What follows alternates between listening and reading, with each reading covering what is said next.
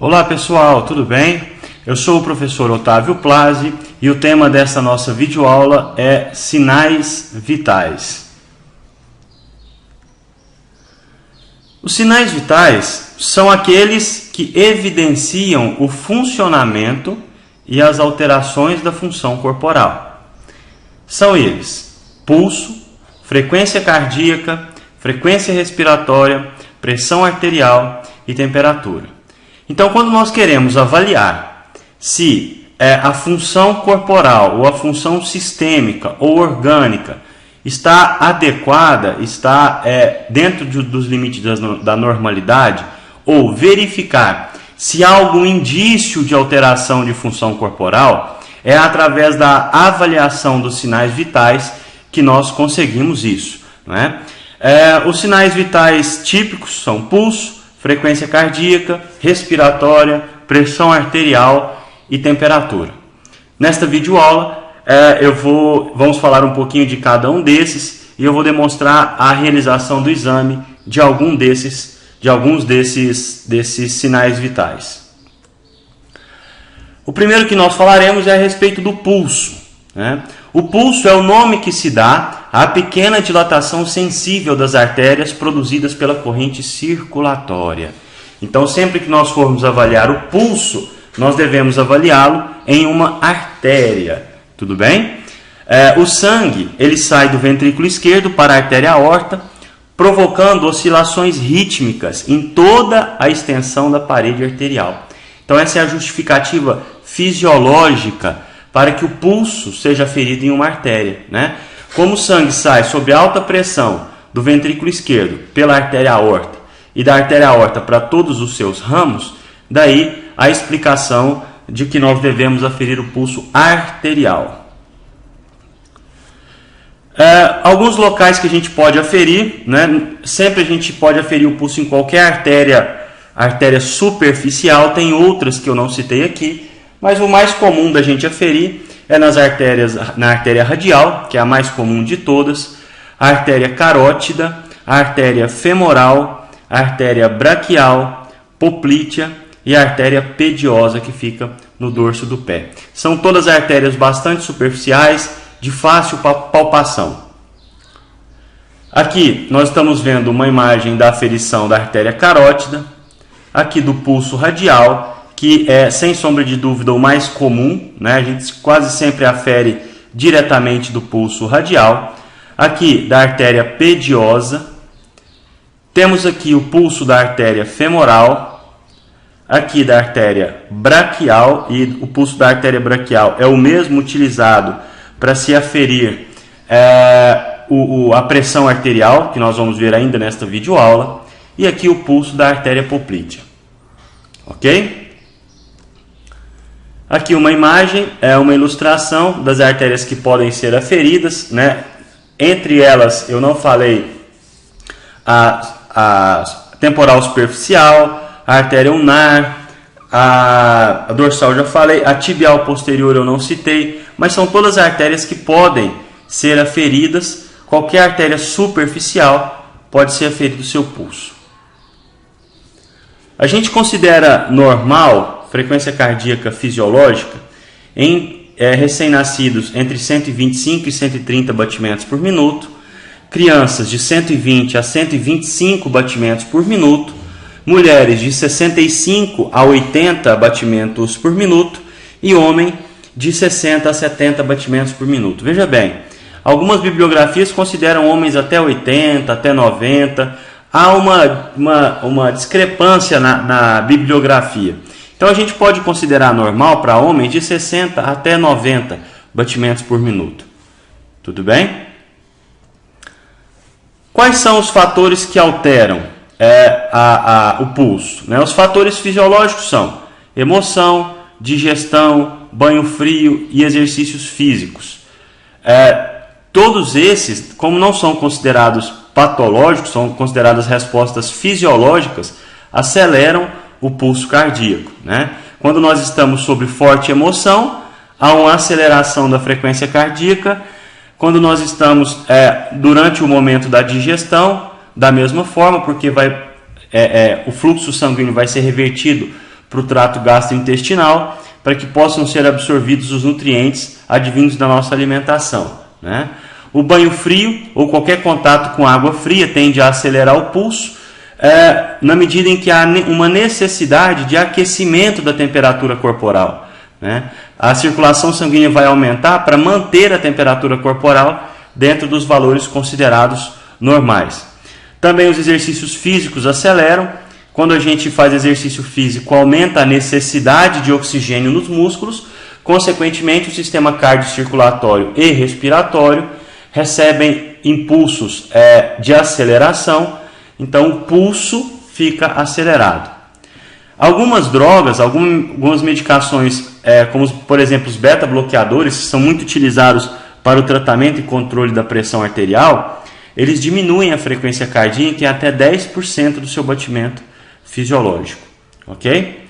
E fatores patológicos, como por exemplo, febres e doenças agudas tendem a acelerar o fluxo. E estado de choque, né, o choque cardiogênico ou mesmo choque emocional, tende a diminuir a frequência do pulso. Como que a gente avalia? Quais são os critérios que nós avaliamos? O primeiro critério a ser avaliado no pulso é a regularidade. Na regularidade, a gente vai classificar o pulso em rítmico e arrítmico. Rítmico é quando ele bate com regularidade. E aí eu gosto sempre de deixar claro para os meus alunos, e vou deixar para vocês também, que o ritmo ele pode ser acelerado, lento ou normal, mas ele continua rítmico. Então você tem, por exemplo, uma música lenta tem um ritmo lento. Uma música de festa tem um ritmo mais acelerado. Mas o ritmo, a gente pode ter um ritmo normal com frequência alterada. Então não confundam ritmo com frequência, tá? Arrítmico é quando o pulso não tem regularidade. Então eu costumo usar um exemplo assim, olha, por exemplo, o rítmico é tum, tum, tum, tum, no mesmo compasso. Arrítmico seria tum, tum, tum, tum, tum, tum, quer dizer, fora de compasso, né? Então, pulso rítmico e arrítmico. A gente pode ter pulsos arrítmicos normais, na frequência cardíaca normal. A gente pode ter pulsos arrítmicos numa frequência cardíaca acelerada, numa frequência cardíaca diminuída. Mas o que a gente está avaliando quanto ao ritmo é o compasso, é a regularidade. Então, na regularidade, a gente classifica o pulso em rítmico e arrítmico. Classificamos o pulso quanto aos seus tipos em bradisfígmico, que é um pulso lento, taquisfígmico, que é acelerado, ou dicrótico, quando a gente tem a impressão de dois batimentos simultâneos. Tá? Então, por exemplo, eu posso ter um pulso bradisfígmico e rítmico, ou bradisfígmico e arrítmico, taquisfígmico e rítmico, taquisfígmico e arrítmico, ok? E quanto ao volume, a gente classifica o pulso em cheio e filiforme. Pulso cheio é aquele pulso facilmente palpável, então isso é um pulso cheio, que a gente sente bem tranquilamente. O pulso filiforme é quando fala assim, o pulso dele está fino, está difícil de perceber. Então a gente classifica quanto ao volume em cheio e filiforme. Alguns termos que a gente usa para a aferição do pulso. Normocárdia ou normocárdico é a frequência normal. Então o indivíduo que está dentro da sua classificação, dentro da sua faixa etária e sexo, para os valores considerados normais. Bradicárdico ou bradicárdia ou bradicardia, frequência abaixo do normal. Bradisfigmia é um pulso fino e bradicárdico. Taquicardia é uma frequência cardíaca acima do normal. E taquisfigmia é um pulso fino e taquicárdico. Então esses são alguns termos comuns que a gente usa na aferição do pulso. Eu vou demonstrar a técnica de aferição do pulso para vocês, mas antes disso, em tese, como é que a gente afere o pulso? Primeiro, sempre que você for manipular um paciente, tomar contato de um paciente, lave suas mãos, tanto antes quanto depois. Explique o procedimento ao paciente, coloque o paciente de preferência deitado ou sentado, desde que o braço esteja apoiado, e a palma da mão voltada para cima, pessoal. Aqui está escrito para baixo, corrijam o erro aí, voltada para cima. Coloque as polpas dos 3 dedos médios sobre o local escolhido. Você usar 3 ou 2 dedos, os dois, o segundo e o terceiro, ou segundo, terceiro e quarto dedos, tanto faz. Quanto maior o número, você só não pode usar o dedo polegar e o quinto dedo. O dedo polegar é o primeiro dedo e nem o quinto dedo, que é o menor de todos. Tá? Os 3 dedos do meio, os dedos de número 2, 3 e 4, podem ser utilizados para a aferição. Pressione suavemente até localizar os batimentos. Sinta o pulso, classifique quanto ao ritmo, tipo e volume. Inicie a contagem dos batimentos. A contagem ela deve ser realizada durante 60 segundos, não menos do que isso. Por quê? Se você conta 20 segundos, existe a possibilidade de você não perceber uma alteração que estaria presente em 60 segundos. Então é importante que nós contemos o pulso por 60 segundos. Nada de preguiça, nada de contar 10 segundos e multiplicar por 6, 15 segundos e multiplicar por 4. Conte por 60 segundos. Avalie frequência, tensão, volume e ritmo. Lave as mãos, registre e anote as anormalidades. Posteriormente a isso, assine o que você registrou. Algumas observações importantes, logo em seguida nós vamos passar a técnica para vocês. Evite verificar o pulso em membros afetados de pacientes com lesões neurológicas ou vasculares. Né? É possível que esse pulso esteja alterado, a temperatura da pele pode estar mais fria e isso dificulta bastante a aferição. Não verifique o pulso em membro com fístula arteriovenosa, pacientes que fazem controle ou tratamento com hemodiálise, né? Não aferir o pulso nem a pressão arterial neste membro. Nunca usar o dedo polegar na verificação, porque o polegar tem uma artéria bastante superficial e o pulso da sua própria artéria pode te confundir na leitura do pulso do paciente. Suas mãos nunca podem estar frias, tá? Isso causa uma vasoconstrição no local inicial e pode atrapalhar a sua verificação. Em caso de dúvidas, repita a contagem até que você tenha certeza e não faça pressão forte sobre a artéria, pois pode impedir que você sinta o batimento do pulso. Ok? Essas são algumas observações importantes e agora fique atento ao vídeo de demonstração da aferição. Então agora nós vamos avaliar os sinais vitais, especificamente o pulso. O local mais comum de nós aferirmos o pulso é o pulso da artéria radial. Como a gente fala pulso da artéria radial, é porque ele está passando próximo ao rádio, que é o osso do antebraço. Então se você estiver procurando o pulso radial do lado de cá, você não vai encontrar. O pulso radial ele é paralelo ao rádio. Como é que a gente mede? Você pode, por exemplo, seguir pelo polegar e na primeira fossa que encontrar, aprofundar os dedos. Se você aprofundar exageradamente o seu dedo, você vai impedir o fluxo, você perde o fluxo. Se você aprofundar pouco o seu dedo, você não tem a percepção do movimento oscilatório da artéria. Então aprofunda e mantém. A forma correta de se contar a frequência através do pulso é contar durante 1 minuto quantas vezes você sente o pulsar.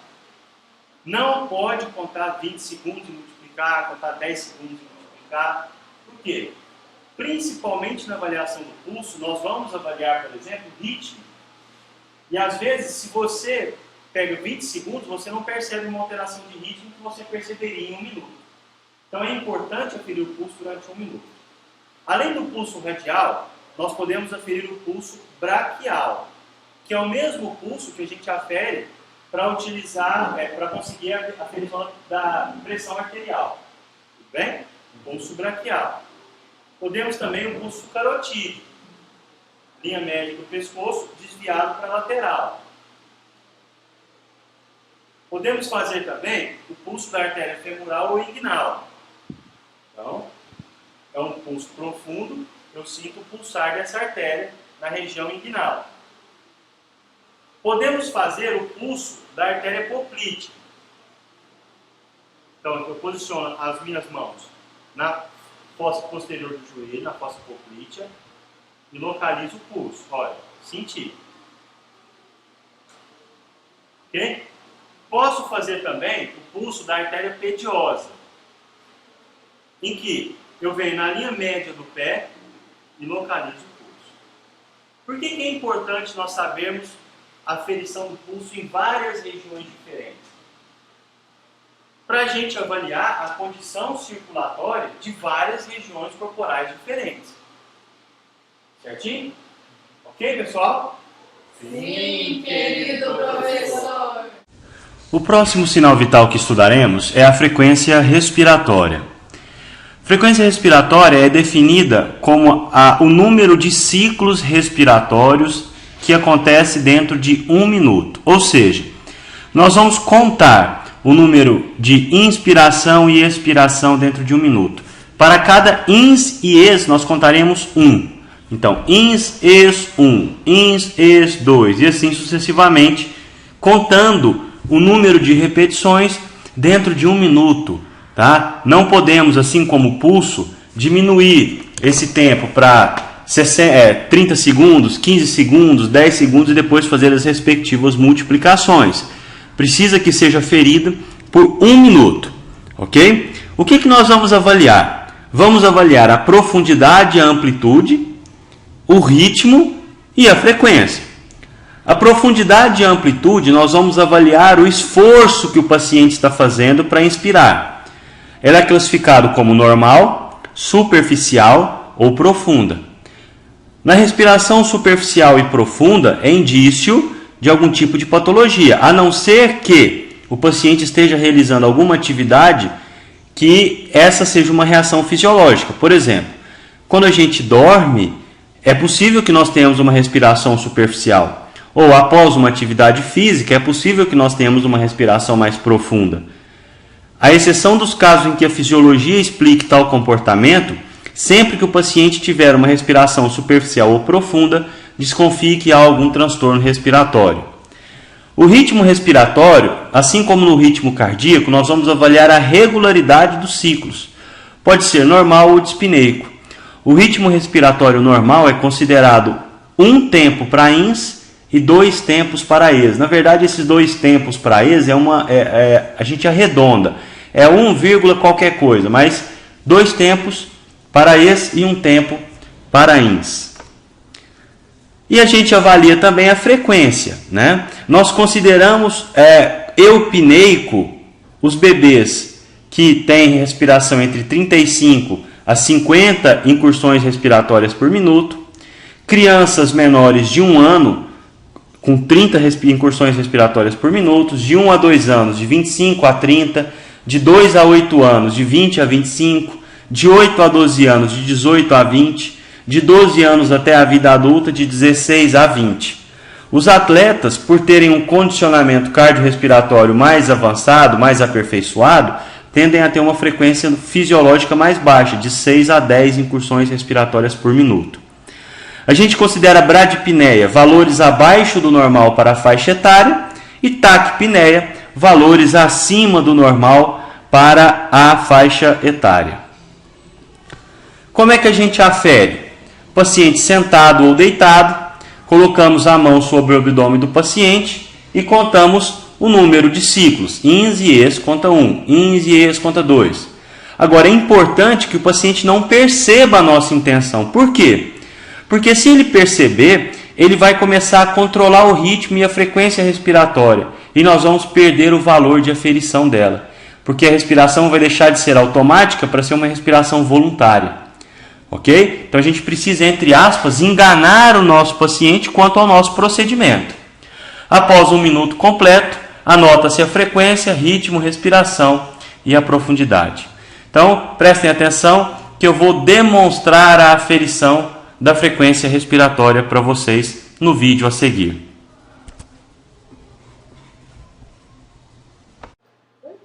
Então agora nós avaliaremos a frequência respiratória. Primeira coisa para a gente poder avaliar a frequência respiratória é saber que o paciente não pode perceber que nós estamos avaliando a frequência respiratória.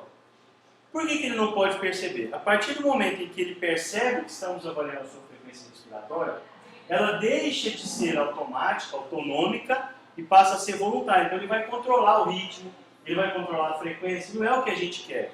Nós queremos ver como está a frequência e o ritmo respiratório do paciente. Tudo bem? Olha só. Primeiro eu posso observar qual que é o predomínio respiratório dele. Se é torácico, se é abdominal ou se é misto. É misto quando nenhum dos dois predomina. Os dois elevam da mesma forma. E eu vou observar quantas vezes há a dilatação e a diminuição do abdômen, do tórax ou de ambos dentro de 1 minuto. Então eu observo. Começo a contar 1 minuto e conto. Subiu e desceu é ins e ex. Conto 1. Subiu e desceu 2. Subiu e desceu 3. No adulto, o normal é em torno de 16 a 20 respirações por minuto. Se estiver acelerado, além, a gente chama que está taquipneico. Se estiver aquém, se estiver abaixo, bradipneico. Tá? A gente pode observar a amplitude do movimento também. Quando a gente respira com amplitude maior, mais profundamente, o movimento da caixa torácica do abdômen tende a ser ampliado. O contrário também é verdadeiro. Se o paciente respira mais superficialmente falando, ele vai ter um movimento, uma amplitude da caixa torácica mais baixa. Então a gente classifica a frequência, não só a frequência, mas a amplitude e também o ritmo respiratório. O ritmo respiratório fisiológico é 1 para 2. 1 tempo de ins para 2 tempos de ex. Qualquer alteração desse ritmo, a gente chama de dispneia. Então a gente observa o movimento, olha, subiu, desceu, ponto 1. É claro que ele está fazendo voluntário, porque ele está sabendo que nós estamos avaliando. Mas se o paciente não soubesse, se eu estivesse, por exemplo, avaliando o pulso, e fingindo avaliar o pulso, eu contaria, subiu, desceu, 1. Subiu, desceu, 2. E assim sucessivamente. Ok, pessoal? Falaremos agora a respeito da pressão arterial, que é convencionalmente anotada como PA, né? Pressão arterial. É a pressão arterial, pessoal, que mantém o sangue circulando no sistema cardiocirculatório. Por quê? Porque o sangue ele vai se manter em movimento, ele sai do coração pela força de ejeção do ventrículo esquerdo e ele vai se manter em movimento porque durante todo o trajeto ele tem diferentes níveis de pressão arterial. E aí, se o sangue, por exemplo, saísse de um vaso no calibre da artéria aorta e fosse até o fim, até retornar ao coração no mesmo calibre, a pressão cairia muito e aí aconteceria o quê? O sangue ficaria extasiado, ficaria parado. Então é a diferença de pressão de cada vaso sanguíneo que faz com que o sangue continue circulando. A pressão arterial é o produto da força com que o sangue sai do coração, chamado força de ejeção, com a resistência vascular, com o quanto o vaso está, ele resiste ou cede àquele volume. Então, vasos mais constritos, com um diâmetro menor, tendem a ter uma maior resistência. Vasos mais dilatados, com diâmetro maior, tendem a ter menor resistência. Então, é o produto da força com que o sangue sai do coração com a resistência dos vasos. Ela é descrita com a unidade de milímetros de mercúrio e anotada em pressão sistólica, depois a pressão diastólica. Então, 120 por 80. 120 é a pressão sistólica, 80 a pressão diastólica. Comumente, costumou-se acortar o zero dos dois, né, da sistólica e diastólica. Fala-se 12 por 8, mas o correto é anotar 120 por 80 milímetros de mercúrio. Aqui tem uma relação dos valores que a gente considera normais. Veja só, essa fonte aqui é para valores considerados normais médios. Não há um critério de classificação bem detalhado. A gente fala sobre isso na aula específica sobre hipertensão arterial. Mas a princípio, 85 por 60 é a pressão média normal de indivíduos de 4 anos de idade. Aos 6, 95 por 62. Aos 10, 100 por 65, aos 12, 108 por 67, aos 16, 118 por 75, no adulto, 120 por 80, e em idosos, a gente aceita de 140 a 160 e de 90 a 100 como considerado normal. Como é que a gente faz? Como é que procede a aferição da pressão arterial? Primeiro, é importante que nós façamos a medida da circunferência do braço do paciente para poder utilizar o manguito, né, adequado do esfigmomanômetro, que é o equipamento que vai ser utilizado para aferir a pressão. Tem os pediátricos, tem os adultos e tem para os obesos. Tá? Selecionar o manguito do tamanho adequado ao braço, colocar o manguito sem folgas acima da fossa cubital, cerca de 2 a 3 centímetros.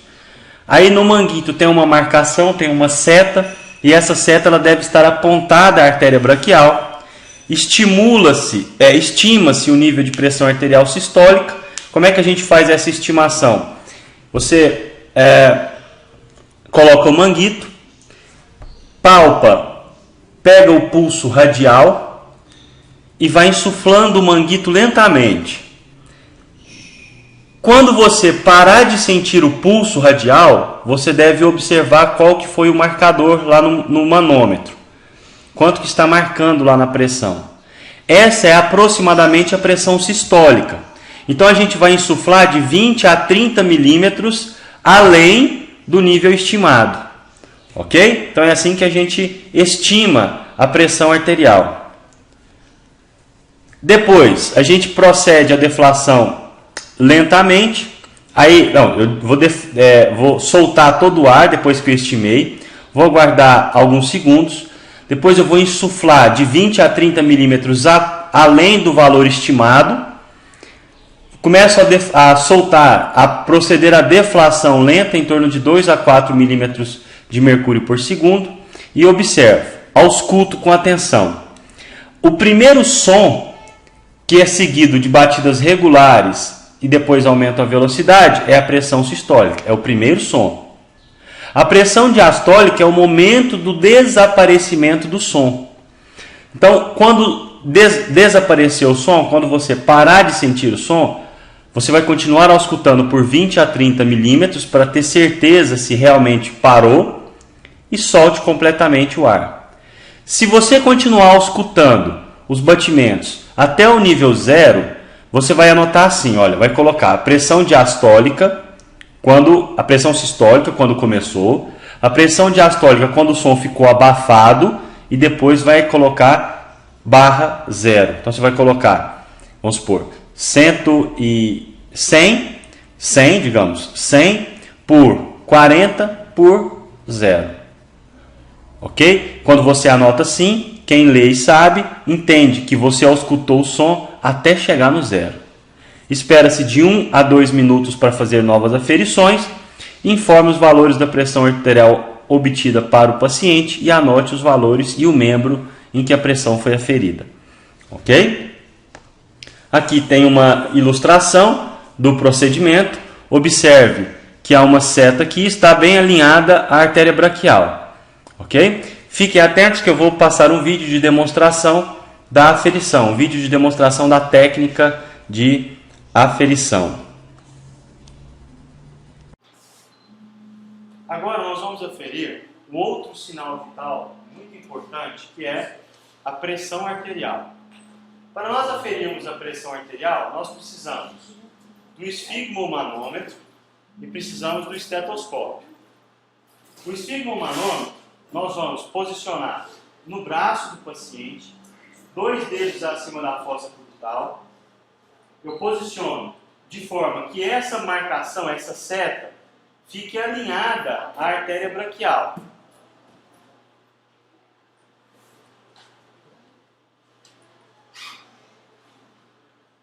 O esfigmo ele deve ficar firme ao braço, mas não deve comprimir inicialmente esse braço. Localizo o pulso da artéria braquial e posiciono o estetoscópio sobre o local do pulso.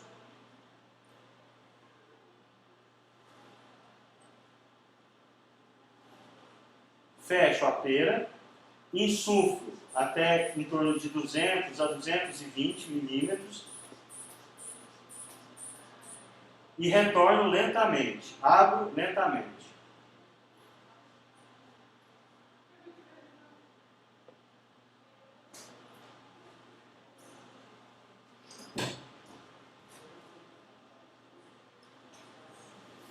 O primeiro som audível marca a pressão sistólica.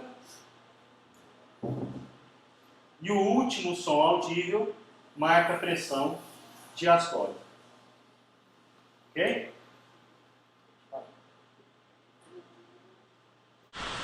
O último dos sinais vitais que estudaremos nesta videoaula é a temperatura. Ela pode ser medida através do uso de um termômetro em várias regiões do corpo. Por exemplo, boca, no reto, na orelha e na axila. A mais comum, a aferição mais comum, rotineira, que a gente faz até mesmo em casa, é a medida axilar, né? Ela é utilizada, ela deve ser medida através de um termômetro. Esse termômetro ele pode ser tanto analógico quanto digital e ele deve ser higienizado cada vez que se usa. Tudo bem? Então, álcool para desinfecção ou qualquer produto utilizado lá no ambiente hospitalar. Utilizou, desinfete, utilize de novo, desinfete e assim sucessivamente. Ok? Se tem o hábito de utilizar para fazer medida retal, o ideal é que não utilize em outra área do corpo, mesmo higienizado. Tudo bem? Quais são as temperaturas de acordo com o local em média? Tá? A gente vê que a diferença é pouca, de 1 grau ou meio grau em alguns casos, né? A temperatura normalmente da boca, a temperatura considerada normal é de 37 graus, do reto 37 graus e meio, orelha 37 graus e meio, na axila entre 36 e 37 graus. Ok? Aqui a gente tem alguns exemplos de termômetros. O termômetro analógico, que é feito a medida através dessa coluna de mercúrio, que vai subindo até a temperatura que o paciente se encontra. O termômetro digital, e esse é um termômetro digital para a aferição na orelha. Tudo bem, pessoal? Então, assim a gente finaliza esta videoaula. Eu espero que ela tenha sido útil para vocês. Tem muito mais para você estudar a respeito de sinais vitais. Isso foi só uma breve passada na importância dos sinais vitais. Um grande abraço a todos. Muito obrigado pela atenção e o carinho de sempre com o meu trabalho.